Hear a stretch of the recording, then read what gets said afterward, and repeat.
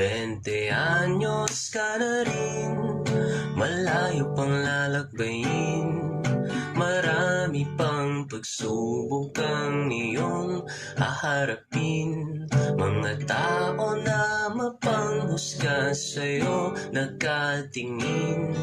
Sarili mong pagkukulang ay huwag mong dibdibin. Huwag kalimutan na huminga, lumayo sa mga salita. Kahit malabo ang daan at hindi patiyak ang patutunguhan,